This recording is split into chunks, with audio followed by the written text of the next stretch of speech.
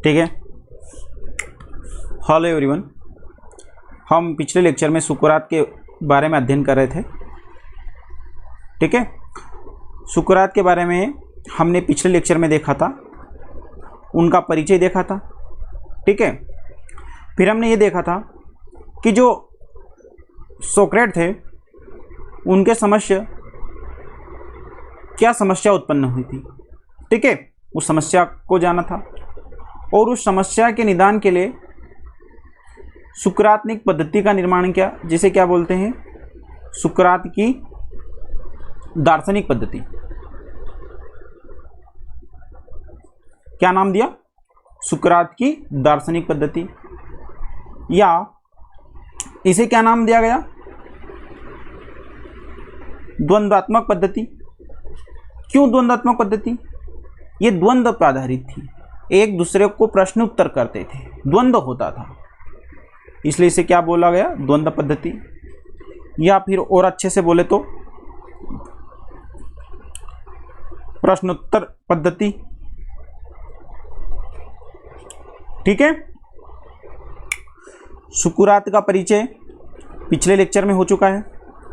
उसके समस्या थी, किसकी थी? सोफिस्ट विचारधारा की। ठीक है, सुकरात के समक्ष जो समस्या थी वो किसकी थी? सोफिस्ट विचारधारा की थी। ठीक है, सोफिस्ट विचारधारा क्या कहती थी ये मैं पिछले लेक्चर में बता चुका हूं। और उस सोफिस्ट विचारधारा का खंडन करने के लिए सुकरात ने अपनी एक पद्धति अपनाई, जिसे क्या बोलते हैं? सुकरात की दार्शनिक पद्धति। ठीक है, तो हम अध्ययन करते हैं दार्शनिक पद्धति सुकरात की।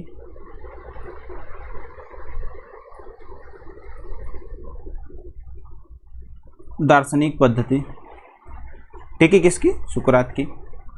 सबसे पहले कि ये जो दार्शनिक पद्धति थी किस लिए थी? तो वास्तविक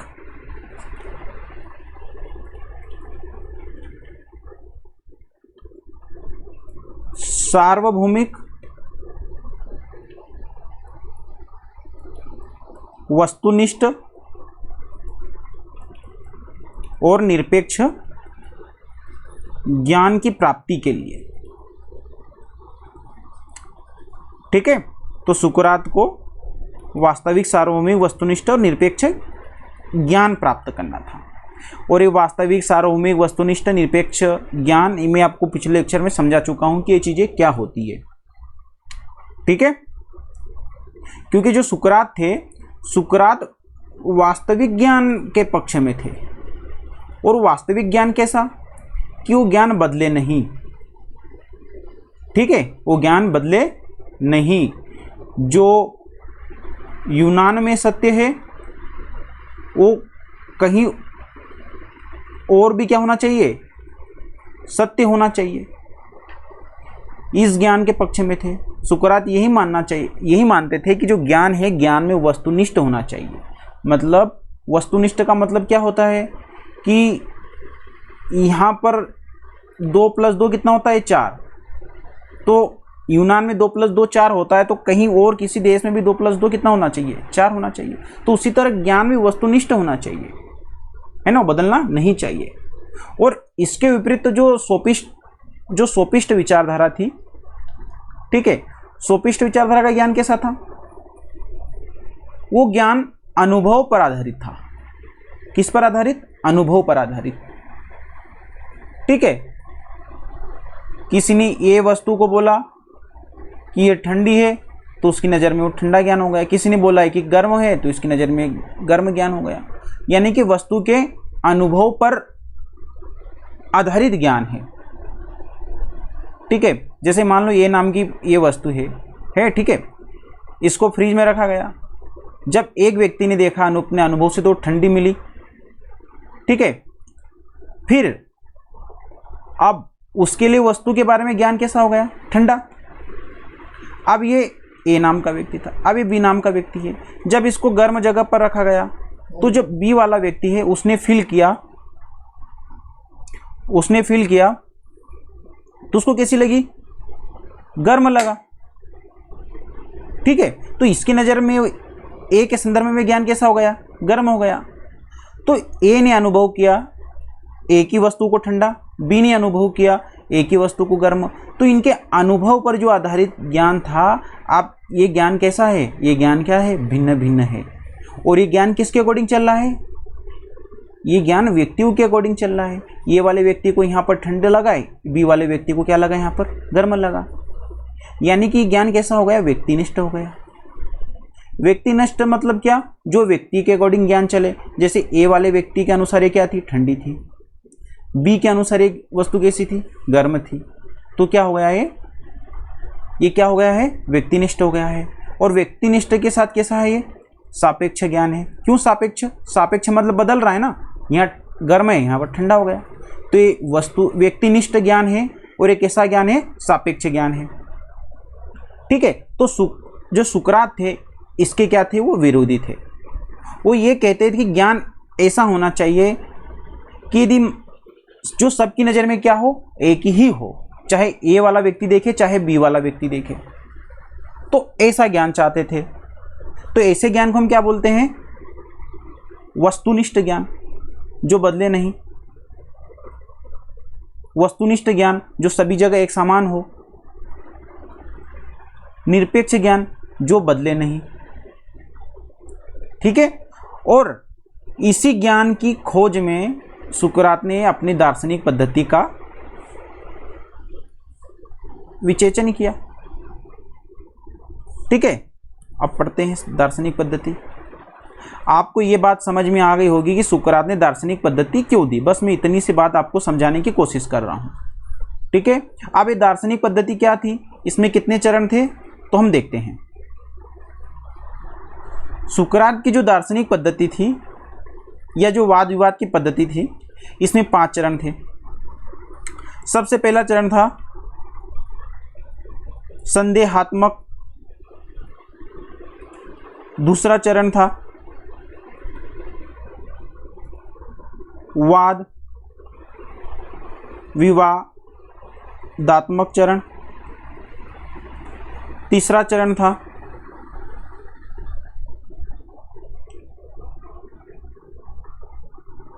परिभाषात्मक चरण या इसको बोलते हैं प्रत्ययात्मक चरण। ठीक है, परिभाषात्मक चरण या प्रत्ययात्मक चरण, ये सब चीजें क्या होती है मैं आपको आगे बताता हूं, बने रहिए। चौथा जो चरण था वो कौन सा था? अनुभवात्मक। अनुभवात्मक या इसे हम बोलते हैं आगमनात्मक। ठीक है, अनुभवात्मक चरण या आगमनात्मक चरण। ठीक है, पांचवा जो चरण था वो था निगमनात्मक चरण। ठीक है, अनुभवात्मक चरण। सुकरात की दार्शनिक पद्धति, उसके कितने चरण? 5 चरण। पहला कौन सा? संदेहवाद। दूसरा वाद विवाद। तीसरा परिभाषात्मक चरण या प्रत्ययात्मक चरण। चौथा चरण अनुभवात्मक या आगमनात्मक चरण। पांचवा चरण निगमनात्मक चरण। ठीक है, ये 5 चरण थे। अब एक एक को समझते हैं। सबसे पहले संदेहवाद।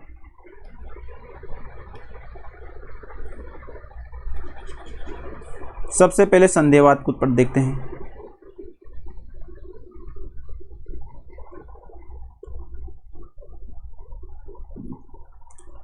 अब ये संदेहवाद क्या था? सुकरात का ये मानना था कि व्यक्ति को किसी भी वस्तु विषय के संदर्भ में ये मानना चाहिए कि मुझे इसके बारे में कुछ ज्ञान नहीं है, मैं क्या हूं? अज्ञानी हूं। मैं क्या हूं? अज्ञानी हूं। सुकरात की जो दार्शनिक पद्धति प्रारंभ होती है वो संदेहवाद से ही प्रारंभ होती है। ठीक है, अब ये संदेहवाद क्या? संदेहवाद, सुकरात ये कहते हैं हमें किसी भी वस्तु के बारे में, किसी भी वस्तु के बारे में यह ज्ञान रखना चाहिए कि मुझे उसके बारे में कुछ ज्ञान नहीं है। बात को समझ रहे हो? सुकरात ये बोलते हैं हमें किसी वस्तु के बारे में यह ज्ञान रखना चाहिए कि मुझे उसके बारे में कुछ ज्ञान नहीं है, यानी कि हम यहाँ पर क्या कर रहे हैं? संदेह कर रहे हैं। ठीक है, और ये संदेह किस लिए कर रहे हैं? हम सत्य तक पहुंचना चाहते हैं। क्या करना चाहते हैं? सत्य तक पहुंचना चाहते हैं। यदि हम संदेह नहीं करेंगे, बात को समझो, हम यदि संदेह नहीं करेंगे तो हमें कैसे पता चलेगा कि ये सही है? जैसे मैंने आपको बताया था, जैसे ए नाम की वस्तु है, ठीक है, इसको एक ने फील किया, इसको क्या करा? गर्म लगी, तो एक ने क्या बोला कि ये गर्म है। क्या है? गर्म है। तो हमने क्या माना? चलो ठीक है, गर्म है। बट यदि हम इस पे संदेह करें कि नहीं, हम क्यों माने गर्म है, कुछ और भी हो सकती है, तो हम कहीं ना कहीं इसके अतिरिक्त और नतीजों पर पहुंच सकते हैं और हम जान सकते हैं। यदि हमने संदेह किया, संदेह करने के बाद हम और आगे बढ़े और पता चला कि गर्म ही है, तो कोई दिक्कत ही नहीं है। परंतु हम इसे पहली बार में कैसे मान लें कि गर्म ही है? तो सुकरात यही बोलते थे कि किसी भी वस्तु या विषय के संदर्भ में खुद को अज्ञानी समझो और संदेह करो ताकि हम सही ज्ञान तक पहुंच सके। तो जो संदेहवाद था, तो संदेहवाद क्या था? संदेहवाद अरस्तु के लिए क्या था? ये साधन था क्या? नहीं, संदेह करने में अरस्तु को मज़ा नहीं आता था, उन्हें कोई आनंद नहीं आता था कि किसी भी वस्तु पे या किसी के ज्ञान पे वो संदेह कर रहे हैं। नहीं, ये उनका साधन था। संदेहवाद क्या था? साधन था। किस लिए साधन था? साध्य के लिए। और उनका साध्य क्या था? ज्ञान था। ठीक है, तो आप इसे लिख सकते हैं कि जो सुकरात की दार्शनिक पद्धति है वो संदेहवाद से प्रारंभ होती है। सुकरात ये कहते हैं कि हमें किसी विषय वस्तु के बारे में स्वयं को अज्ञानी मानना चाहिए। अज्ञानी इसलिए मानना चाहिए या उस पर संदेह इसलिए करना चाहिए ताकि हम सही ज्ञान तक पहुंच सके। ठीक है, ये उसकी संदेहवाद पद्धति हो गई। अब संदेह के बाद किसकी बारी आती है? अब ये संदेहवाद है ना, संदेहवाद को ही क्या बोलते हैं? इसका एक और नाम है, इसको बोलते हैं सुकरात की विंबडना। क्या? विंबडना। ठीक है, क्यों बोलते हैं ऐसा? क्योंकि लोगों को ये लगता है कि यहाँ पर सुकरात विंबडना में है। नहीं, पर ऐसा नहीं है। वो संदेह कर रहे हैं पर वो किसी विंबडना में नहीं है, किसी समस्या में नहीं है, वो सत्य की ओर पहुंच रहे हैं। ठीक है, दूसरा आता है वाद विवाद।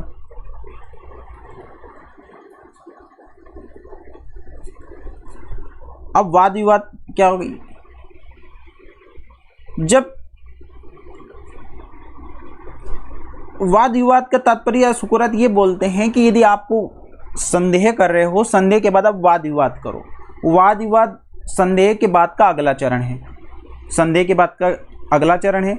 आप वाद विवाद करोगे तो आपके सामने ऑप्शन आते जाएंगे। अच्छा, ये चीज़ अच्छी नहीं, इसके बाद ये अच्छा नहीं है तो वो चीज़ अच्छी है, वो चीज़ अच्छी नहीं तो ये चीज़ अच्छी है। मतलब वाद विवाद से हम आगे बढ़ेंगे। किस ओर आगे बढ़ेंगे? ज्ञान की ओर आगे बढ़ेंगे। जैसे समझो बात को, जब सुकरात के पास कोई प्रश्न लेकर आता था, है ना, ये सब क्या थी? सुकरात की जो शिक्षा देने की पद्धति थी, प्रश्नोत्तर शैली थी, उसका ये सब भाग थे। ऐसा नहीं थी कि वाद विवाद करनी है, संदेह करने में सुकरात को कोई आनंद नहीं। जब सुकरात के पास कोई प्रश्न लेकर आता तो सुकरात क्या करते थे, उसे ही उत्तर खोजने के लिए बोलते थे, उसे ही उत्तर खोजने के लिए बोलते थे। क्यों बोलते थे? जब ज्ञान तक पहुंचने के लिए। जब सुकरात के पास कोई प्रश्न लेकर आता था तो सुकरात उसे ही उत्तर खोजने के लिए बोलते थे, और जब उत्तर लेके आता था तो उस पर और संदेह करते थे, बोलते थे कि नहीं, उसकी आलोचना करते थे कि ये ठीक नहीं है और अच्छे से लाओ। और वापस जब वो उत्तर लेके आता था बोलते ही नहीं, इसे और ठीक करके लाओ। तो सुकरात संदेह करते और फिर वाद विवाद करते ताकि और अच्छे से आंसर हो सके और वास्तविक ज्ञान हो सके। तो बात यह आती कि सुकरात वाद विवाद करके कहां तक पहुंचना चाहते, कहां जाते हैं? तो सुकरात जो जाना चाहते हैं वास्तविक ज्ञान तक पहुंचना चाहते हैं, और सुकरात की नज़र में वास्तविक ज्ञान क्या है? प्रत्यय है। बात को समझ रहे हो? सुकरात की नज़र में वास्तविक ज्ञान क्या है? प्रत्यय है। और ये वाद विवाद के जरिए कहाँ तक पहुँचना चाहते हैं? प्रत्यय तक पहुँचना चाहते हैं। तो यदि हमें वाद विवाद पद्धति लिखने के लिए आती है तो हम लिख सकते हैं कि ये सुकरात की दार्शनिक पद्धति का दूसरा चरण है। सुकरात के समक्ष कोई प्रश्न लेकर आता तो उसे उत्तर खोजने के लिए बोलते थे। जब उत्तर आता तो उसकी आलोचना करके और अच्छा उत्तर खोजने के लिए प्रोत्साहित करते। और इस वाद विवाद पद्धति के द्वारा सुकरात वास्तविक ज्ञान तक पहुंचने की क्या करते हैं? कोशिश करते हैं। ठीक है। और वो वास्तविक ज्ञान क्या है? ठीक है, संदेह हो गया, संदेह के बाद क्या हो गया? वाद विवाद हो गया। उसके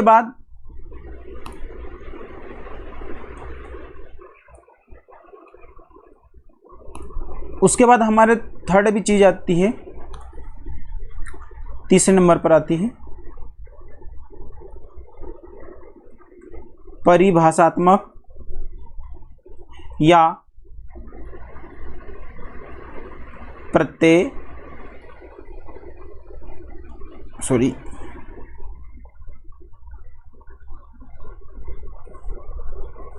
परिभाषात्मक या प्रत्ययवादात्मक। प्रत्ययवादात्मक, इस बात को समझना। अब ये चीज क्या हो गई सर? ये थर्ड चरण क्या था? सबसे पहले सुकरात ने क्या करा? संदेह करा। संदेह के बाद क्या करा? वाद विवाद करा।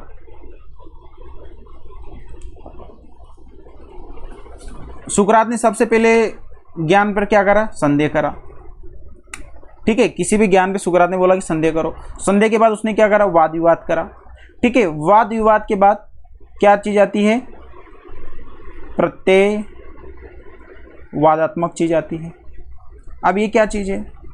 जब सुकरात संदेह करते उसके बाद वाद विवाद करते तो उनसे भी पूछते हैं कि जब उनसे पूछा जाता है कि सुकरात से पूछा जाता है कि वास्तविक ज्ञान है क्या, फिर सुकरात बोलते थे कि वास्तविक ज्ञान प्रत्यय है। बोले कि प्रत्यय क्या चीज है?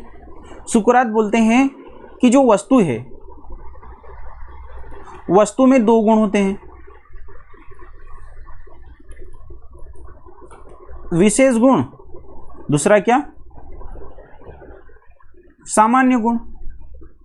ठीक है, और ये जो सामान्य गुण है, ये सामान्य गुण ही क्या है? प्रत्यय है। और ये प्रत्यय कैसे होंगे? ये मूल होंगे। और ये प्रत्यय या मूल को ही क्या बोला गया है? ज्ञान बोला गया है। बात को समझ रहे हो? अब सर किसी वस्तु के विशेष गुण और किसी वस्तु के सामान्य गुण क्या चीज हो गई है? बात को समझना। वही एग्जाम्पल मैंने आपको बोला था, जैसे कि मनुष्य है, मैं जो समझा रहा हूं आप उस बात को समझ पा रहे हो क्या? हम पढ़ रहे हैं सुकरात की दार्शनिक पद्धति, उसमें 5 चरण है। पहले चरण में संदेहवाद है, दूसरे चरण में क्या है, वाद विवाद है, और तीसरे चरण में क्या है, प्रत्ययवादात्मक चरण है। जब सुकरात संदेह करते हैं, संदेह के बाद वाद विवाद करते हैं, तो फिर वाद विवाद करते हैं तो उनसे पूछा जाता है कि अब वाद विवाद करें तो फिर वास्तविक ज्ञान क्या है, तो सुकरात बोलते हैं वास्तविक ज्ञान क्या है, प्रत्यय है। समझ रहे हो बात को, वास्तविक ज्ञान क्या है, प्रत्यय है। और फिर पूछा जाता है प्रत्यय क्या है, तो बोलते हैं कि प्रत्यय किसी वस्तु के क्या है, सामान्य गुण है। किसी वस्तु के क्या है, सामान्य गुण है। अब किसी वस्तु के सामान्य गुण क्या चीज होती है, बात को समझो। जैसे क्या है, मनुष्य है, जैसे ए नाम का मनुष्य है, बी नाम का मनुष्य है, सी नाम का मनुष्य है और डी नाम का मनुष्य है। ये 4 मनुष्य हैं। हमने देखा इनका रंग भिन्न भिन्न था। कैसा था इनका रंग, भिन्न भिन्न था,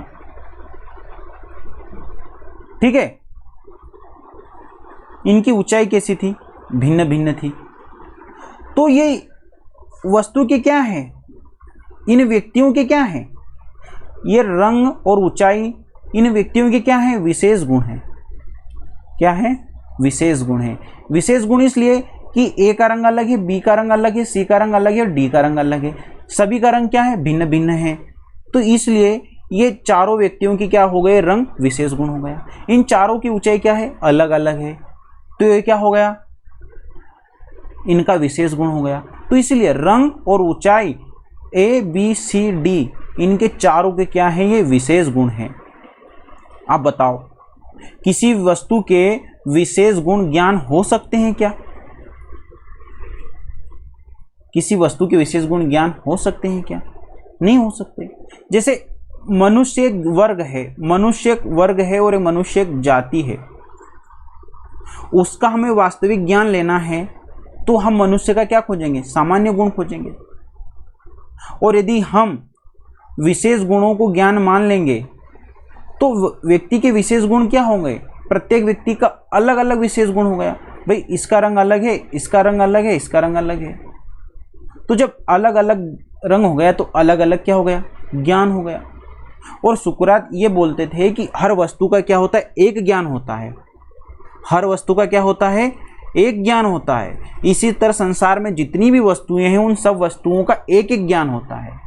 और ये जो एक एक ज्ञान होता है, ये एक एक ज्ञान ये ज्ञान कहाँ होता है, तो बोलते हैं ये ज्ञान व्यक्ति को होता है। व्यक्ति की आत्मा है, व्यक्ति की आत्मा में होता है, व्यक्ति की आत्मा में होता है। ये वस्तुओं का ज्ञान कहाँ होता है, व्यक्ति की आत्मा में होता है। बस उसे क्या करना रहता है, बाहर निकालना रहता है। ये कौन बोलते हैं, सुकरात बोलते हैं। बात को समझो, हम पढ़ रहे हैं प्रत्ययवाद, प्रत्ययवादात्मक चरण। अब प्रत्ययवादात्मक चरण क्या है, हम बोलेंगे कि किसी वस्तु के जो सामान्य गुण हैं उन सामान्य गुणों को ही क्या बोलते हैं, प्रत्यय। और प्रत्यय ही क्या है, ज्ञान के विषय हैं। तो इस चरण में जो सुकरात है वो ज्ञान तक पहुंचते हैं, इसलिए इसे ही क्या बोलते हैं हम, प्रत्ययवादात्मक बोलते हैं या परिभाषात्मक बोलते हैं। इसलिए परिभाषात्मक बोलते हैं कि यहाँ पर पूरी तरीके से ज्ञान क्या हो जाता है, परिभाषित हो जाता है। कैसे परिभाषित हो जाता है कि कोई पूछे बोले ज्ञान क्या है, तो ज्ञान किसी वस्तु के विशेष गुण ना होकर सामान्य गुण होते हैं, जिन्हें हम क्या बोलते हैं, प्रत्यय कहते हैं। ठीक है, ज्ञान क्या है, तो ज्ञान किसी वस्तु के सामान्य गुण हैं जिन्हें हम क्या बोलते हैं, प्रत्यय बोलते हैं। ये क्या हो गया, ज्ञान बोलते हैं। और इसे ही क्या बोलते हैं, प्रत्ययवादात्मक बोलते हैं। और इन प्रत्ययों का ज्ञान, इन प्रत्ययों का ज्ञान किसे होता है, व्यक्ति को ही होता है। सुकरात ये बोलते हैं कि जो प्रत्यय है, प्रत्ययों का ज्ञान व्यक्ति को ही रहता है। व्यक्ति के आत्मा में क्या होता है, ये निहित रहता है। क्या रहता है, निहित रहता है। और ये निहित ज्ञान कब बाहर आएगा? वाद विवाद के द्वारा। किसके द्वारा? वाद विवाद के द्वारा। अब आओ जरा दूसरे चरण में समझाना चाहता हूं आपको, समझो। ये संदेह हो गया, किसी वस्तु पे क्या करो? संदेह करो, और फिर क्या करो? वाद विवाद करो। तो सुकरात इसलिए तो वाद विवाद करते थे कि सुकरात के समक्ष कोई क्वेश्चन लेके आया और सुकरात ही उससे आंसर मांगते, और जब वो आंसर लेके आता है तो सुकरात उससे वाद विवाद करने लग जाते कि ये सही नहीं है और अच्छे से लाओ। इसलिए वाद विवाद करते थे कि जो व्यक्ति के अंदर जो क्वेश्चन के प्रति वास्तविक ज्ञान छुपा है उसे क्या कर लिया जाए? बाहर निकाल लिया जाए। किसके द्वारा? वाद विवाद पद्धति के द्वारा। सुकरात यहां पर ये द्वितीय चरण में एक एग्जाम्पल देते जो मैं आपको अब बता देता हूं कि जिस तरह दाई है ना, दाई का कार्य क्या होता है? शिशु को गर्भ से बाहर निकालना, ना कि शिशु को गर्भ में रखना। तो उसी तरह जो शिक्षा होती है, शिक्षा का कार्य भी क्या है, या ये जो वाद विवाद पद्धति उसका भी कार्य क्या है कि व्यक्ति के अंदर से ज्ञान को बाहर निकालना, न कि उसके अंदर ज्ञान को रखना। इसलिए जो ये वाद विवाद पद्धति है, ये जो वाद विवाद है इसे हम क्या बोलते हैं? धात्री पद्धति भी बोलते हैं। ठीक है, क्या बोलते हैं? संदेहवाद को क्या बोला? संदेहवाद को क्या बोला था?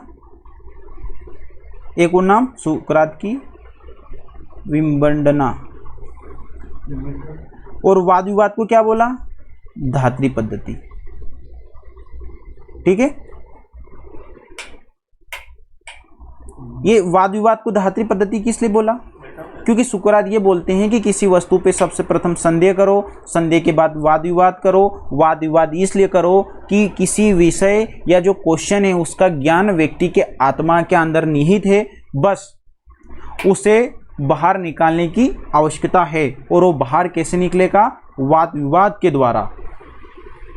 जिस तरह एक दाई या धात्री का कार्य होता है शिशु को गर्भ से बाहर निकालना, ना कि शिशु को गर्भ में रखना, उसी तरह ये वाद विवाद पद्धति का भी कार्य है ज्ञान को बाहर निकालना, न कि ज्ञान को व्यक्ति के अंदर रखना। इसलिए धात्री पद्धति भी इसे कहते हैं। अब आप लोगों को बात समझ आई होगी। फिर वाद विवाद के बाद पूछता है, लोग पूछते हैं कि वास्तविक ज्ञान क्या है? तो भी सुकरात बोलते हैं कि वास्तविक ज्ञान क्या है? प्रत्यय है या प्रत्यात्मक है। बोलते हैं कि प्रत्यात्मक क्या है? बोलते हैं कि प्रत्यात्मक क्या है? बोलते हैं कि प्रत्यात्मक क्या है? बोलते हैं कि प्रत्यात्मक या प्रत्यय किसी वस्तु के सामान्य गुण होते हैं। ठीक है, और इन प्रत्ययों को ही क्या बोलते हैं? ज्ञान बोलते हैं। और ये वाले चरण में सुकरात का जो ज्ञान है परिभाषित हो जाता है, इसलिए इसको परिभाषात्मक भी बोलते हैं। ठीक है, तो यहां पर प्रत्यय क्या है? यदि मैं पूछूं ये प्रत्यात्मक, आपसे कोई पूछ ले लिखने का आ जाए 3 नंबर में कि प्रत्यात्मक क्या होता है, तो हम क्या लिखेंगे? प्रत्यात्मक क्या लिखेंगे कि प्रत्यात्मक सुकरात की दार्शनिक पद्धति का तृतीय चरण है। प्रत्यात्मक से आशय किसी वस्तु के विशेष गुण ना होकर किसी वस्तु के क्या होते हैं? सामान्य गुण प्रत्यय होते हैं, है ना। और इन प्रत्ययों को ही क्या बोलते हैं? ज्ञान बोलते हैं। ठीक है, और इन संपूर्ण चरण को क्या बोलते हैं? हम संपूर्ण चरण को प्रत्यात्मक बोलते हैं। यहां तक आपको बात समझ में आई? आई होप कि आप लोगों को यहां तक कोई डाउट नहीं रहा होगा। यदि कोई डाउट है तो मुझे तुरंत कंफर्म करें, मैं आपको और अच्छे से एक्सप्लेन करने की कोशिश करूंगा। अब हम आगे बढ़ते हैं चतुर्थ चरण पर। ठीक है, अनुभवात्मक चरण या आगमनात्मक चरण। अब इसको समझने के लिए सुकरात की जो पद्धति थी उसमें सबसे पहले सुकरात बोलते थे कि संदेह करो। ठीक है, इसे क्या बोला गया? सुकरात की विंबंडना बोला गया। सुकरात ने बोला कि संदेह के बाद वाद विवाद करो, इसे क्या बोला गया? धात्री पद्धति कहा गया। धात्री क्यों? धात्री को ही क्या बोलते हैं? दाई बोलते हैं। दाई का कार्य होता है शिशु को गर्भ से बाहर निकालना। उसी तरह वाद विवाद पद्धति का क्या काम होता है? ज्ञान को बाहर निकालना। जब ज्ञान को बाहर निकालेंगे तो पूछा गया कि ज्ञान है क्या रियल में, तो बोलते हैं कि ज्ञान क्या है? प्रत्यय है। और इन प्रत्ययों तक हम पहुंचेंगे कैसे? तो बोलते हैं कि अनुभव से पहुंचेंगे। कैसे पहुंचेंगे? अनुभव से पहुंचेंगे। ये फर्स्ट हो गया, सेकंड हो गया, थर्ड हो गया। कैसे पहुंचेंगे? अनुभव से पहुंचेंगे, या आगम से पहुंचेंगे, या किससे पहुंचेंगे? आगम से पहुंचेंगे। इसलिए इसे क्या बोला गया? अनुभवात्मक चरण बोला गया। और ये कौन सा चरण है? चतुर्थ। समझ रहे हो सुकरात की पद्धति को? सबसे पहले संदेह करा, वाद विवाद करा, ठीक है, संदेह करा, वाद विवाद करा, वाद विवाद से पूछा कि सब फिर वास्तविक ज्ञान क्या है? सुकरात से पूछा गया तो बोले प्रत्यय है। फिर बोले प्रत्यय तक हम कैसे पहुंचेंगे? बोले अनुभव से पहुंचेंगे। समझ रहे बात को? अब अनुभव से कैसे पहुंचेंगे, बात को समझना। व्यक्ति है, सुकरात बोलता है कि जो व्यक्ति है, व्यक्ति अपने अनुभवों के द्वारा ही किसी वस्तु के सामान्य गुणों तक पहुंच सकता है। जैसे कि मैंने और बताया, ये है, बी है, सी है, और ये क्या है? डी है। ये चार क्या है? व्यक्ति हैं। हमने अनुभव किया, चाहे हमारी इंद्रियां हैं, ठीक है, 5 इंद्रियां हैं, इंद्रियों से अनुभव किया, ए को अनुभव किया, बी को अनुभव किया, सी को अनुभव किया और डी को अनुभव किया। हमने सभी बातें देखी उनमें अनुभव करके। तो चाहे हमने रंग का अनुभव किया, चाहे क्या करा, ऊंचाई का अनुभव किया, है ना, सभी में क्या थी? अलग अलग थी। परंतु इन सभी में एक चीज कॉमन थी। वो चीज कॉमन क्या थी? हमने देखा चिंतन करने की प्रक्रिया। कैसी? चिंतन करने की प्रक्रिया। इन चारों में क्या थी? समान थी, 1 2 3। तो इन चारों में समान थी, तो ये व्यक्ति का क्या है? सामान्य गुण है। ये व्यक्ति का क्या है? सामान्य गुण है। और ये सामान्य गुण को ही क्या बोलते हैं? प्रत्यय बोलते हैं। और प्रत्यय को ही क्या बोलते हैं? सुकरात। प्रत्यय को ही क्या बोलते हैं? सुकरात ज्ञान बोलते हैं। समझ रहे बात? तो यदि हमें लिखने को आता है कि अनुभवात्मक क्या है, आगमनात्मक क्या है, तो हम लिखेंगे कि सुकरात की दार्शनिक पद्धति का चतुर्थ चरण है। इसके द्वारा सुकरात वास्तविक ज्ञान पर पहुंचने की कोशिश करते हैं। इसमें सुकरात किसी वस्तु के विशेष गुणों को अलग अलग कर किसी वस्तु के सामान्य गुण तक पहुंचने की कोशिश करते हैं।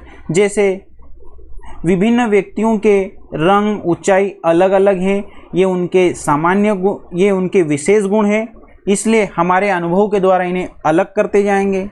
और चिंतन सभी व्यक्तियों में समान है, इसलिए क्या है? सामान्य गुण है, ठीक है। और हम ये चिंतन तक कैसे पहुंचे? हमारे अनुभव से। हमने रंग को अलग किया, ऊंचाई को अलग किया, फिर हमने पाया अनुभव कर करके कि सभी व्यक्तियों में चिंतन करने की प्रक्रिया सभी में है। तो ये व्यक्ति के क्या है? सामान्य गुण है। और ये क्या है? प्रत्यय। और प्रत्यय ही क्या है? ज्ञान है, ठीक है। और ये चिंतन और ये ही क्या हो गया? मनुष्यत्व हो गया। मैंने आपको ही बताया था ना कि मनुष्य में सामान्य गुण क्या है? मनुष्यत्व। मनुष्यत्व यानी कि चिंतन करने की शक्ति या बुद्धि, ये क्या है? उसका सामान्य गुण है व्यक्ति का। बाकी व्यक्ति में गुण क्या है? सब अलग अलग हैं। जैसे कि किसी की ऊंचाई, रंग, ये व्यक्ति में, सभी व्यक्तियों में क्या है? अलग अलग है। तो इनके क्या है? विशेष गुण है। पर चिंतन करने की शक्ति सब में है, तो व्यक्ति का सामान्य गुण है। और ये क्या है? प्रत्यय। और ये क्या है? सामान्य ज्ञान है, ठीक है। आगमनात्मक मतलब आगमन करो ज्ञान की ओर। कैसे जाएंगे? अनुभव से जाएंगे और विशेष गुणों को अलग अलग करते जाएंगे और सामान्य गुणों की ओर हम पहुंचेंगे।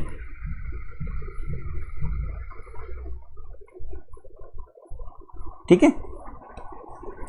अब हमारा 5वां चरण है, अंतिम चरण।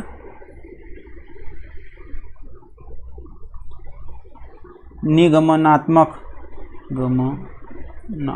चरण है ना। इसके पहले हम जो चतुर्थ चरण था आगम वाला, आगम वाले में क्या कर रहे थे, हम वस्तु के विशेष गुणों को अलग अलग कर सामान्य गुणों की तरफ बढ़ रहे थे। ठीक है, जैसे हमने ऊंचाई, रंग, ये क्या थे, विशेष गुण थे। ठीक है, इनको अलग अलग करते हुए हम कहाँ तक पहुँचे थे, चिंतन तक पहुँचे थे। और चिंतन कैसा था, सामान्य गुण, और यही क्या था, प्रत्यय था। और प्रत्यय क्या है, सुकरात की दृष्टि में ज्ञान है ना। मतलब आगम पद्धति में हम किसी वस्तु के विशेष गुणों को अलग करते हुए सामान्य गुणों तक पहुंचते हैं। जैसे कोई मनुष्य है, उसके ऊंचाई, रूप, रंग, बाल वाल जो भी हैं सब उसके क्या है, विशेष गुण हैं। ये सभी व्यक्तियों में अलग अलग हैं, परंतु हम इनको अलग करते करते करते जाएंगे और पाएंगे कि चिंतन करने की प्रक्रिया क्या है, सभी व्यक्तियों में है, कॉमन है। तो ये क्या है, प्रत्यय, और ये क्या है, ज्ञान के विषय है। अब उसी तरह निगमात्मक पद्धति में सुकरात ये बोलते हैं कि हमने जो चतुर्थ चरण था आगम वाला, उसमें हम जो सामान्य गुणों पर पहुंचे, तो क्या जो सामान्य गुणों पर पहुंचे यानी कि जो प्रत्यय तक पहुंचे, वो ज्ञान सत्य है या नहीं। मतलब उसको सिद्ध करना, क्या करना, सिद्ध करना। यदि कोई पूछे कि ये निगम पद्धति क्या है, पांचवा चरण क्या है, तो हम लिखेंगे कि जो सुकरात की दार्शनिक पद्धति का पांचवा चरण है, निगमनात्मक चरण, ये सुकरात के द्वारा जो ज्ञान दिया गया, यह सुकरात के द्वारा जो प्रस्तुत ज्ञान है, उस ज्ञान की पुष्टि के लिए निगम या निगम वाली जो पद्धति है, इसका क्या किया जाता है, उपयोग किया जाता है। बात समझ रहे हो, नहीं समझ पा रहे हो, अच्छे से समझो। मतलब ये क्या है, निगम है, और एक क्या है, आगम है। आगम में क्या करते हैं, हम ज्ञान पर पहुंचते हैं, अनुभव से ज्ञान पर पहुंचते हैं। और निगम में क्या वो करते हैं, हम यहाँ पर ज्ञान को सिद्ध करने का प्रयास करते हैं, सिद्ध करने का प्रयास करते हैं, ज्ञान को सिद्ध करने का प्रयास करते हैं। क्या सिद्ध करने का प्रयास करते हैं, सही है या गलत है वो ज्ञान। मतलब कि जो चतुर्थ चरण में हम विशेष गुणों से सामान्य गुणों तक पहुंचते हैं, तो वो जो सामान्य गुणों तक पहुंचते हैं, वो सामान्य गुण हमने जो निकाले हैं वो सत्य हैं या गलत है, उनकी जो परख करने की या उनको जो सिद्ध करने की पद्धति है, वो क्या कहलाती है, निगम पद्धति कहलाती है। ये कैसे हो गया सर, बात को समझना।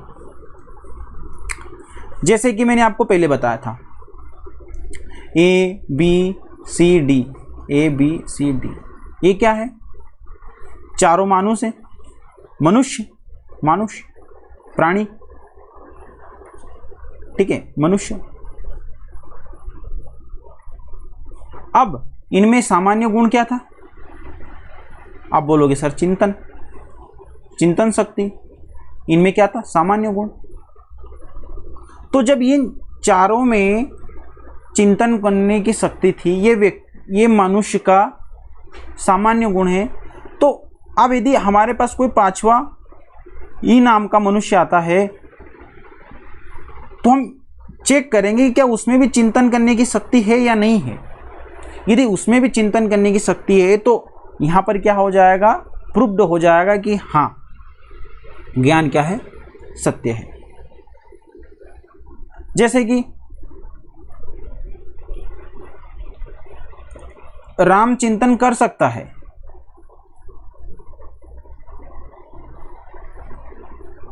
मनुष्य का सामान्य गुण चिंतन है। राम क्या है? मनुष्य। राम चिंतन कर सकता है ना। राम क्या है? मनुष्य है। श्याम क्या है? मनुष्य है। तो श्याम को भी देखो चेक करके, क्या श्याम चिंतन कर सकता है? तो हमने देखा हाँ, श्याम भी क्या कर सकता है? चिंतन कर सकता है। तो इसका मतलब हमने जो चिंतन वाला ज्ञान मनुष्य के संदर्भ में निकाला था वो क्या हो गया? सत्य हो गया। तो ये क्या हो गई?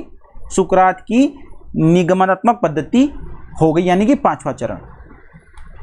यदि हमें कोई लिखने के लिए बोलता है कि सुकरात की निगम पद्धति लिखिए, तो हम क्या लिखेंगे? इसमें लिखेंगे कि जो सुकरात की दार्शनिक पद्धति है उसका 5वां चरण है। इसके द्वारा हम जो वास्तविक ज्ञान पर पहुँचे हैं उसकी पुष्टि की जाती है कि हम जिस ज्ञान पर पहुँचे वो ज्ञान सत्य है या नहीं। ठीक है, यानी प्रूव करने के लिए। आई होप कि आप लोगों को ये बातें समझ आई होगी। ठीक है, ये वाला सेशन बहुत डिफ़िकल्ट है और मुझे ऐसा लगा कि मैं आप लोगों को समझाने में कामयाब रहा हूँ। ठीक है, और नहीं रहा हूँ तो बिल्कुल आप कमेंट करके बताएं, मैं और अच्छे से आप लोगों को एक्सप्लेन करने की कोशिश करूँगा।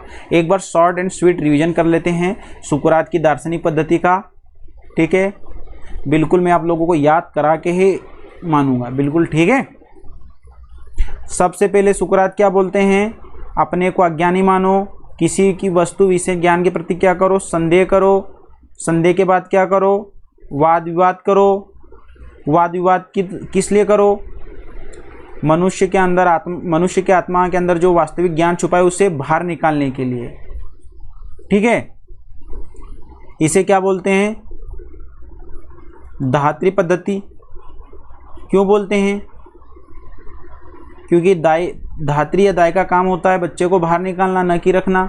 उसी तरह वाद विवाद का काम भी क्या होता है? व्यक्ति के अंदर जो ज्ञान छुपा है उसे बाहर निकालना। ठीक है, फिर सुकरात से पूछा जाता है कि व्यक्ति के अंदर ज्ञान छुपा है उसे बाहर भी निकाल देंगे, परंतु है क्या वास्तविक ज्ञान? बोलते हैं प्रत्यय ज्ञान है। ये 3rd चरण, ये 2nd चरण और ये 1st चरण। 4th चरण आगम, यानी कि अनुभव के द्वारा वस्तु के सामान्य गुणों तक पहुंचना ही क्या है? आगम। और 5वां क्या है? निगम, यानी कि हम 4th चरण में व्यक्ति किसी वस्तु के विशेष गुणों से सामान्य गुणों तक पहुँचे थे, उन्हीं गुणों को सिद्ध करने की जो पद्धति होती है वो क्या होती है? निगम। इसमें हम क्या करते हैं? इसमें हम सामान्य गुणों से विशेष गुणों की तरफ आगे बढ़ते हैं और इसमें क्या करते हैं? विशेष गुणों से सामान्य गुणों की तरफ बढ़ते हैं। ठीक है, यदि आपसे सुकरात की दार्शनिक पद्धति 200 वर्ड में भी पूछता है तो मुझे लगता है आप बड़ी आसानी से लिख सकते हो। इसके बारे में थोड़ा थोड़ा एक्सप्लेन कर दोगे तो आप आराम से लिख सकते हो। ठीक है, धात्री पद्धति इम्पोर्टेंट है, इस बात को ध्यान रखना। ठीक है, thank you class, bye bye.